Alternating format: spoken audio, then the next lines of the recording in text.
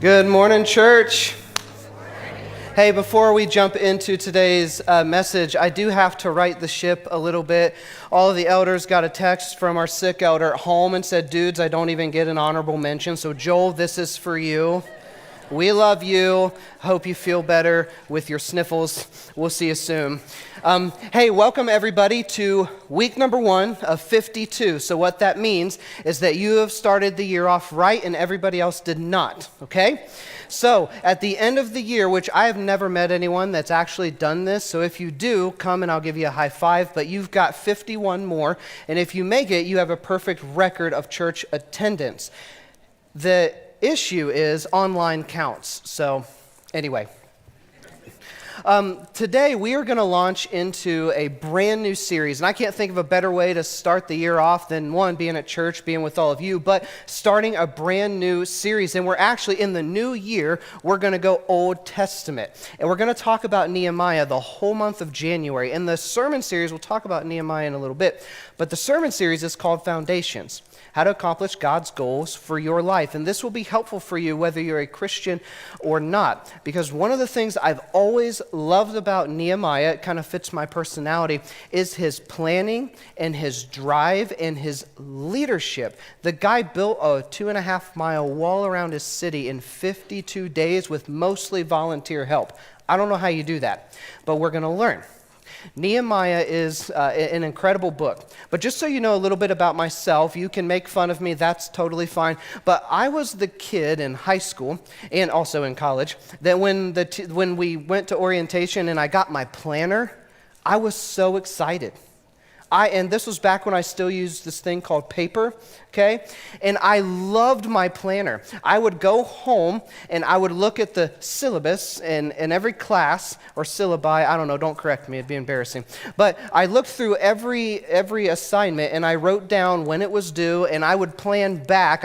I loved doing this. I would plan back when I needed to start, when it needed to be done. And then in college, it got even worse because I felt like I kind of had a chip on my shoulder in college because I did not grow up in the church. And then I'm going to a Bible college. I haven't really been a Christian for that long. At some rodeo somewhere, I decided I wanted to be a bull rider, or a pastor.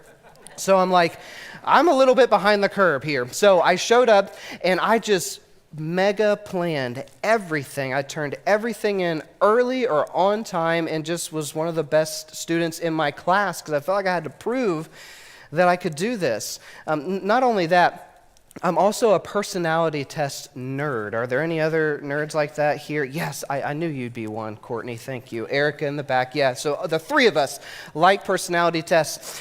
Here's why I like them. I have kind of a problem. This is slight addiction issue, maybe, but I will Google new personality tests just to take them. Even if I don't agree with them, even if they're completely just whacked out, I just want to know, like, which friend am I on the show Friends? I just want to know. Okay, I'm Joey every time, all right? I want to know where I fall. And every test I've taken, I'm always like the high D, type A, very extroverted, but kind of introverted, like to be alone. It's weird. Like, I don't think anyone really knows. So that's essentially what I like to do. If you like to take personality tests, come talk to me. We'll talk about it, okay? But no matter where you fall on all of that, if you're the type that's like uber planned, you like to know what type of personality you have, or if you're someone that's just kind of like, it's whatever, all of us like when our plans come together. All of us like when we're able to accomplish something. If you've ever seen the movie A-Team or the show, which came out way before the movie, we love it when a plan comes together. We like that. But we get so discouraged every new year. Most people end up discouraged versus encouraged by the goals that they set. Because this time of year, it's all on our mind. We want to reset, right? It's 2025 now. So let's reset, let's hit it. And then after a few weeks, we end up kind of in the same boat that we were at the end of 2024, right? What if we had a better plan? What if we did things differently this year? And this might be a little bit different than how you've ever viewed looking at a new year before, and that's a good thing because I think Nehemiah can really show us something. But what if we did it a little different this year? Now, why do resolutions often fail? You know this, but I'm going to tell you anyway, okay? There's several reasons why resolutions fail. One is they're just too big. There's actually an art and a science to planning goals. For example, I like to use Michael Hyatt's Full Focus Planner. You might be familiar with it, maybe not, but that's how I like to set goals. You might use something differently. But most of the time when our goals fail, it could be because maybe they were just too big. You want to go big, but they were just ridiculous. All right? Now, the second one is maybe you just don't care enough to see them accomplished. Maybe you're just like, you don't really feel it that much. It wasn't really a goal maybe that you actually felt. You were like, well, I got to have something, so here it is. This is where I fall into the category, and I'm not trying to be judgmental. Some just think New Year's resolutions are dumb. And I'm that type of person, and here's why. And if you set them, please know I'm not like dissing you, but I like to set goals every single quarter. So for me, it's like going into the new year, I already know what these goals were going to be 6 months ago because I want to be ahead a little bit. Now, no matter where you fall in that, if you're like, no, I want to set New Year's resolutions, Philip, you just offended me, to I'm with you. Let's just set good goals all year round. All of us want to be focused this year. At least I hope so. But so many of us get distracted. Election results, new children, aging parents, changing economy, maybe something unexpected at work or in a relationship. There are so many things that are going to distract you. It's January 5th. They probably already have. Now, not all of these things are necessarily bad, but they are distractions. So I think we can learn from Nehemiah over the next 4 weeks how to be so laser focused this year. We can learn how to have meaningful goals that really move the mark in our lives and the lives of others, just from studying Nehemiah, just from studying a part of Nehemiah. That's how powerful it is. That's how good of a leader he was. Now, what I will tell you is what I'm not going to say is do these 3 things or these 5 simple steps. Not going to do any of that. Because what you'll find is what Nehemiah does is kind of like common sense. It's built in to us as people. And we're going to dive in right now. Now, Nehemiah does anyone know his profession? He was a cupbearer. Now, what does that mean exactly? A cupbearer was actually a really prestigious role in the kingdom. He was a cupbearer to King Artaxerxes, and this was a role that just wasn't handed to anybody. Here's essentially what a cupbearer did. They protected the king, because the cupbearer was essentially a wine taster.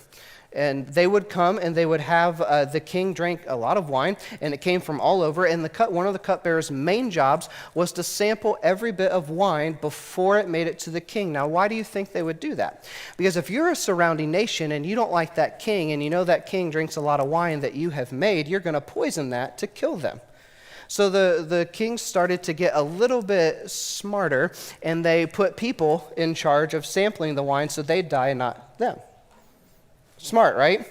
So here's what Nehemiah's day looked like. He'd get up, he'd go to the king, and they'd say, hey, what are you feeling today? A Pinot Noir? Are you feeling like a white, a red, fruit wine, like Merlot? Like, what are you feeling, man? And he'd tell them, and he'd go, okay, be right back. And they'd go to the cellar, which was huge, and he'd pour some wine. He'd sample it, and then he'd wait. And if he didn't die, he'd take it to the king. That's what he did every day. Now, that sounds pretty simple, and you might think that you'd be really nervous to be a cupbearer, but here's the thing about being a cupbearer. It was a relationship built on trust, like immense trust. The cupbearer could assassinate the king if they wanted to, if they knew something was poison, and they gave it to him. But the cupbearer had to have the most character of anybody else. They had to be so trustworthy. And what do we know about Nehemiah's personality? We know that Nehemiah, scholars know that he was a very driven, very type A personality. You almost have to be to do what he did in just 52 days. So those of us who want to accomplish something big this year, what should we do? We should look at people who accomplish big things and figure out how we can do the same. And Nehemiah is that person. Now, here's what I'm going to tell you. This is going to be helpful no matter if you're a follower of Jesus or not. Because the way Nehemiah thinks about things is really the way all of us think about big things. And I'm just going to bring it to light to you. If you're not a follower of Jesus, this will be so helpful. If you are a follower of Jesus, even more so. And if you're not a Jesus follower, I hope that by the end of either today or maybe even this series, you would at least consider what your life could look like if you chose to follow him. Before you and I can take any action on anything, what's the first thing we have to do? And this is exactly what Nehemiah did. Before we can move on anything, we have to care about something. We must care. And that's common sense, I know. But Nehemiah cared deeply for his people. His people were in a lot of trouble. In fact, here's what happened. Nehemiah was in the citadel, and another Jewish friend found him.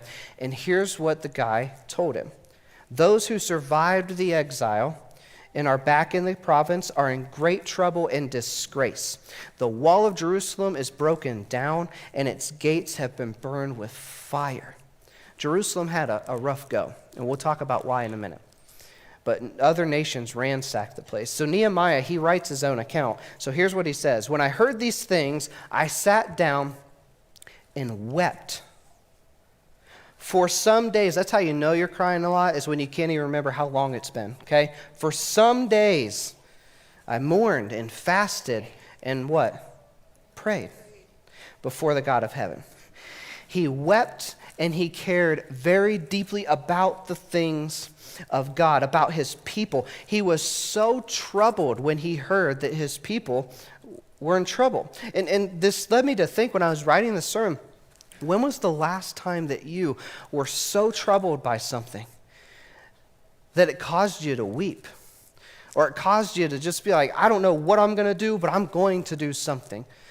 Do you know what it was for me? In fact, it's been the same my entire time as a pastor.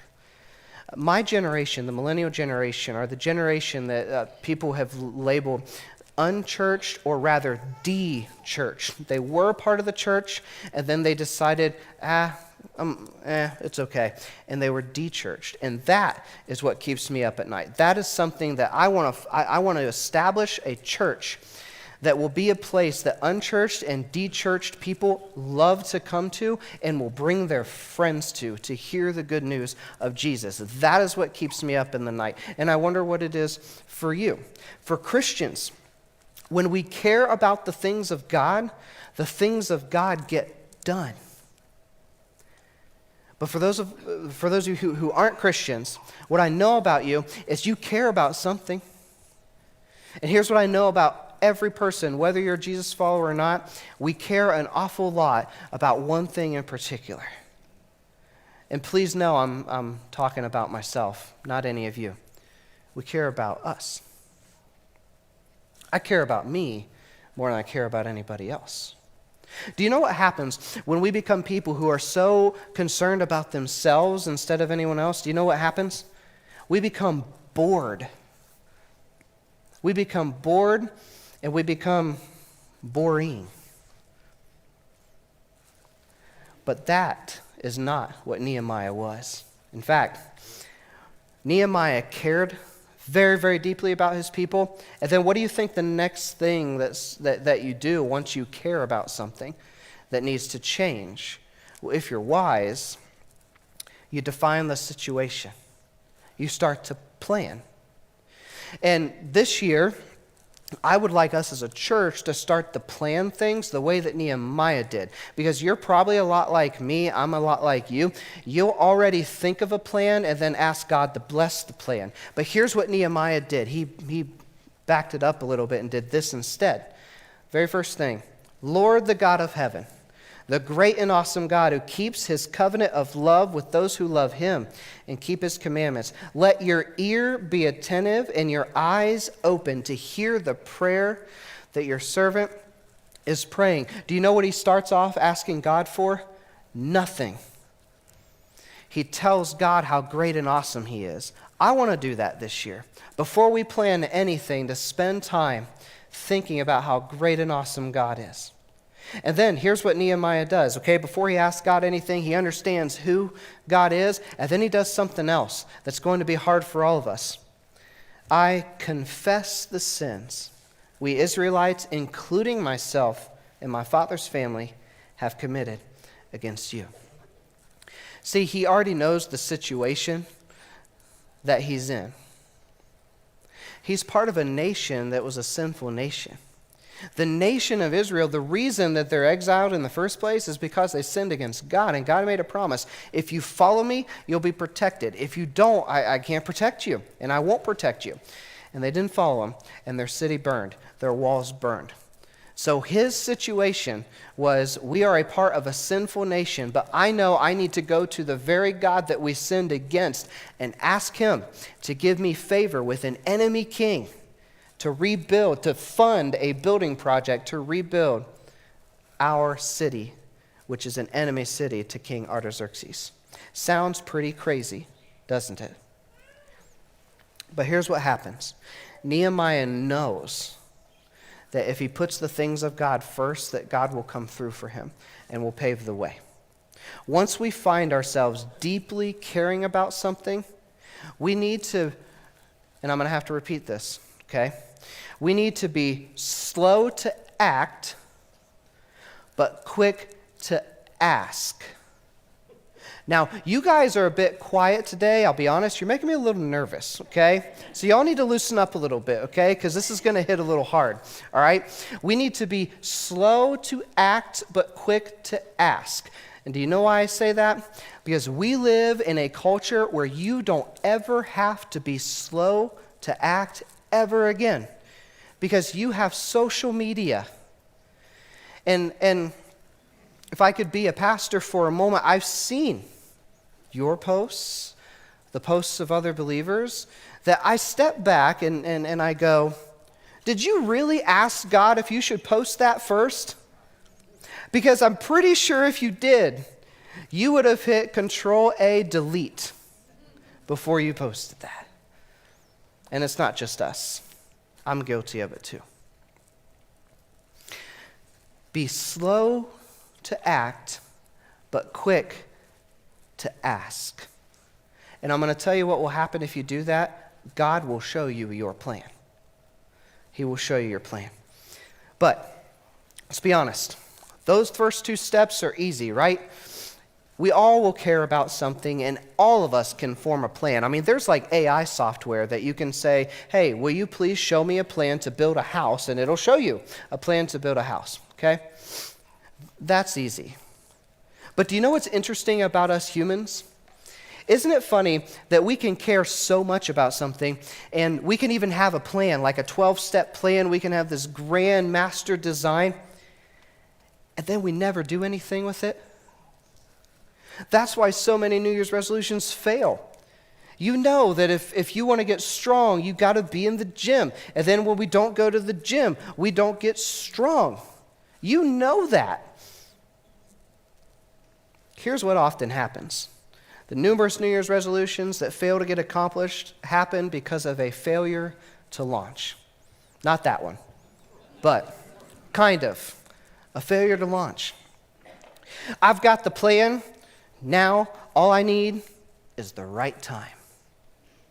The right time to ask her out. And then when you do, she's dating somebody else. I am so glad I didn't wait to ask Sarah out. In fact, I was probably a little too eager to ask her out because I asked her on 2 dates before we went on the first. You can ask about that later. I know. I think it's more of her misjudged character, right? That's kind of on her.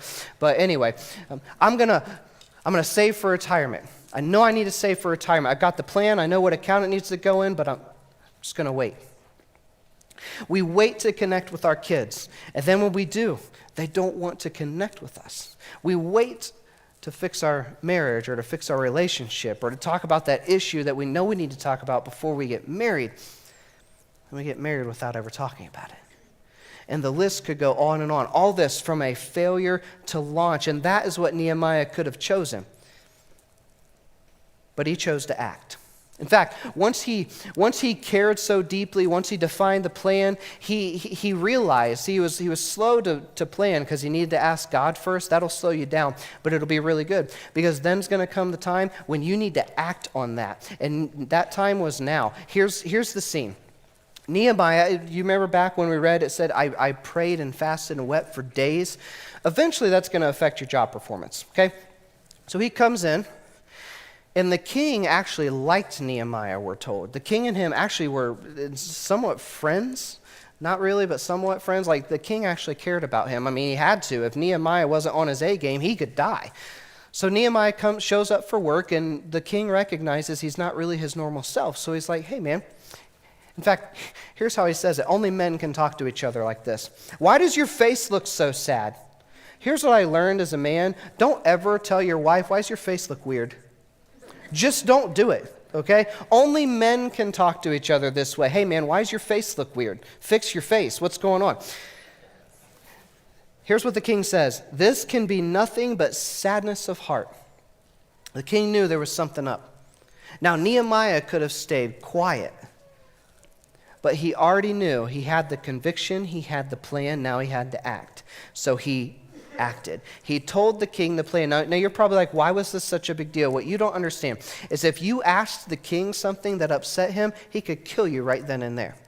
And Nehemiah knew this is an enemy nation that I'm about to ask him to help me rebuild. He could kill me, but I'm going to ask him anyway. And then he did. He tells him the plan. And what do you think the king said? This is Philip Davis's version.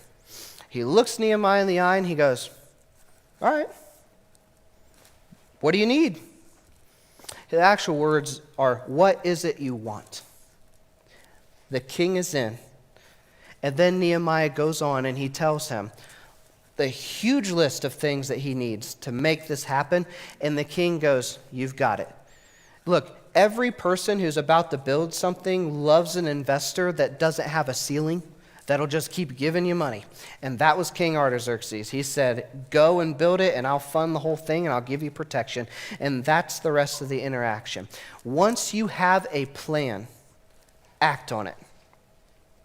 Don't sit there and just be paralyzed this year and not act on your plan. Once you have a plan, act. Be slow with the plan, because it's probably your original one probably isn't as good as you think it is. Let God speak into it and then act. Once you have a plan, act, because sometimes we lose steam. Some of you know this. We have a lot of new people lately, so you might not have known that before my family and I were here at KCC, we were in Los Angeles, California, served at a church out there for about 2 years. And it was a very, very, very large church, several thousand people. And I've talked about this experience a couple times, and it was a very challenging ministry time for several different reasons that we won't really go into. But what happened is about a year into it, I started to realize I needed to leave California. And there were several reasons for it, because our family really loved California. We loved the weather, we loved the people and the diversity. We really liked it out there, except for the price tag. And we were like, we feel like we need to leave, or I feel like I need to leave. And I'm going to tell you, I was the only one in my family that thought that. And the way that kind of a bigger church, not all big churches, but some bigger churches can work is if they find out that you're kind of looking around at other jobs, it's just like your job. They could go, bye. And we could not have afforded a $3,000 a month rent payment on a tiny house that we had. So I was scared. But I knew there was something in the back of my mind, you guys. I'm like, I just know I'm not being used to my fullest potential here. I know there's something out there, and I feel like it's out of California.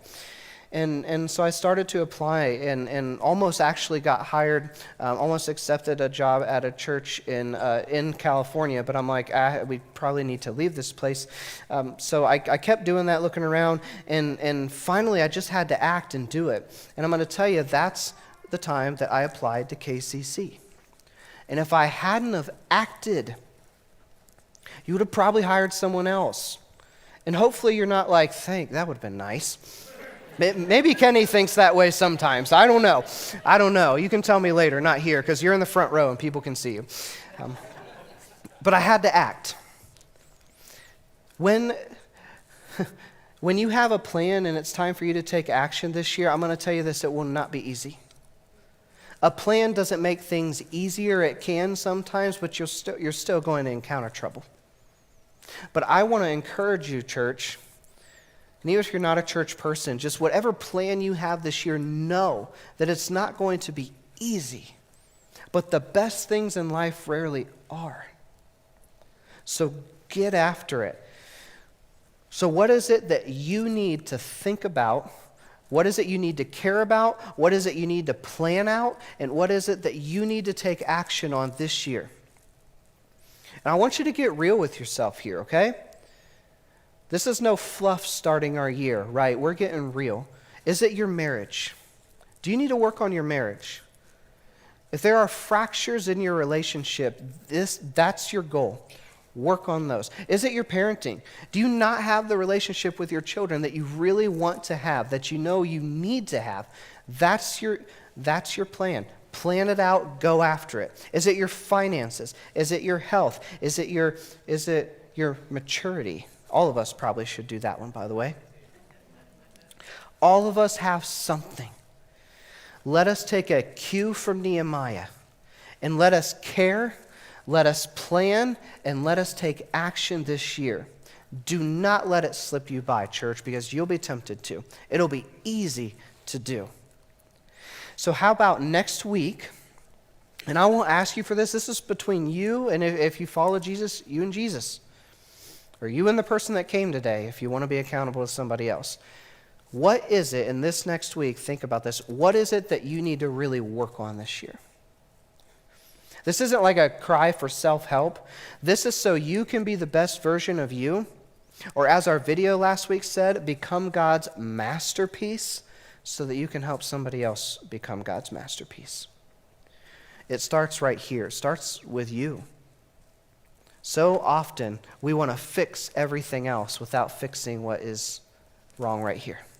I'm going to encourage you not to do that this year. Deal with the stuff. And then go out and help somebody else deal with theirs. What you'll realize is you'll probably have the same stuff to deal with together. If you want this year to count, don't waste it. I'm not going to waste it. I'm going to promise you that. This elder board is not going to waste it. You don't waste it either. We're going to make some big asks this year, not for you to give anything except for your heart, except for your feet, your hands, to go out into our community and be the hands and feet of Jesus. Our big ask this year is we're going to ask you to become disciples of Jesus, to walk closely with him as we do this together. That is my hope. That is my prayer. But what do you do when you have an issue with your plan? So at the end of chapter 2, read it this week. The end of chapter 2, Nehemiah, you picture this movie, right? Like he's marching out, he's got the king's backing, and then 52 days later, everything's completed and it's all like happy, right? No. At the end of chapter 2, Nehemiah starts to encounter some trouble. Sent by God to do something, and then trouble finds him. Isn't that funny how that works sometimes? Here's what I'll tell you. You will encounter trouble with your plan. And if you want to know how to deal with that, you got to come back next week. And I'll tell you then.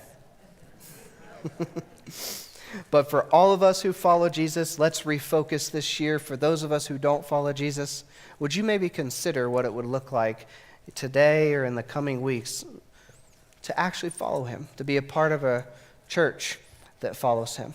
And again, if you want to know the secret to dealing with issues with your plan, you just got to come back on week 2, okay? Heavenly Father, I want to thank you for your word.